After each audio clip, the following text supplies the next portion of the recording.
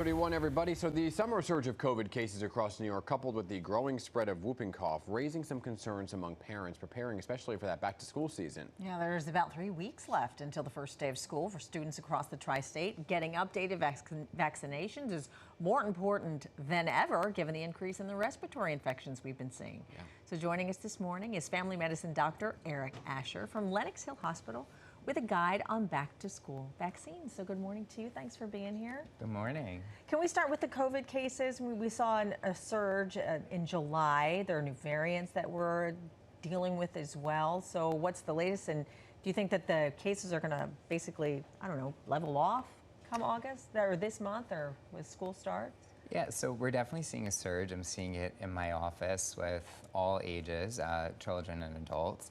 And I expect that the surge is going to continue, especially as we go to back to school and we into the fall season, more indoor activities. I expect that it's going to continue to rise. Right, so we see this cycle now, right, where it's kind of happening in the summer, then back into the fall season, and that is specifically around COVID booster shot and flu shot time. So should that be bumped up? Should people be getting that a little bit earlier, especially heading back to school? I'm very hopeful within the next couple of weeks there's going to be an announcement for the updated and new COVID vaccine. So yeah. I'm recommending all my patients to get it early September when it comes out with their flu shot. Combo. So in addition to COVID, though, we've been seeing these cases of whooping cough. Can you first tell us what it is exactly? Because it's kind of hard to tell if it's a cold, if it's allergies. What is whooping cough? Sure. So whooping cough is very contagious, very serious. It's a cough caused by a bacteria called pertussis. And we see that this cough lasts a very, very long time. This cough is sometimes associated with vomiting and shortness of breath because it is so severe. It affects children under 1. It affects everybody, but the most vulnerable are those under 1 and over 65. We see it commonly cause pneumonia, brain damage, seizures, so it's very, very serious. And it is hard to characterize based on, a common cold and cough. The difference is with a whooping cough, it has that classic whoop right before you start coughing. And with a common cold and cough, we expect it to get better over time. But with whooping cough, it just continues to get worse. Okay, so it's one of those things where you'll know you have something more serious than a cold if you were to have it. Absolutely. How do you get tested for it? So there really is no great test for it aside from just hearing that classic whoop and knowing that the symptoms last for a very, very long time. We always want to make sure that if somebody has a cough for a very significant period of time, they check in with their doctor, they get an x-ray, and then we would give them the appropriate antibiotics. And talk about vaccination for whooping cough then. How often do children, adults even, get a whooping cough vaccination?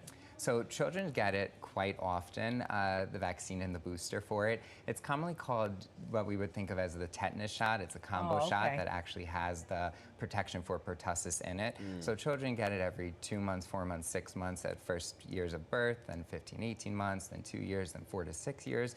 Adults get it every 10 years, and pregnant folks get it with every pregnancy because it gives the newborn the protection against it as well. Yeah, okay, so if you're due, because you might not even know you haven't had it 10 years ago. Exactly. I tell all my patients, if you don't remember the last time you had it, it's a good idea to get it. Yeah, okay. So let's talk about overall, though, because I feel like a lot of people right now, I just had a sinus infection, didn't know what it was, thought it was a cold, testing for COVID, right? What's your advice for people right now when they get sick, right? Because your immediate thing is test for COVID. But not everyone's going to do that because the tests are now expensive. Yeah. So what's your advice overall? So if you have access to testing, I think testing is most important. If you're not feeling well, it's best to stay home, especially if you're febrile, for at least 24 hours until you're no longer febrile without the use of over-the-counter fever-reducing medications, and avoiding those who are vulnerable. So anybody over age 65, anybody who hasn't been immunized for common immunizations, for common sicknesses, and making sure that you're staying masked if you're not feeling well to decrease the spread of any sort of cold and viruses. So just real quickly before we let you go, can you give us the checklist that we should ask as parents when we bring our kids to the doctor before or during when school starts? Which vaccinations they should have, which ones should we ask about? So you always want to make sure that your child is up to date with all the routine vaccines, and that would be the measles, mumps, rubella, the tetanus shot, which covers for the pertussis. And it's always best to ask when they're expecting the flu and COVID vaccine for the fall to be rolled out, and if their office doesn't provide it, where is the best place to get it? All right. Right. Dr. Eric Ascher, appreciate your time this morning, laying it all out. It's busy, busy time, right? Yep, thank you. Good stuff.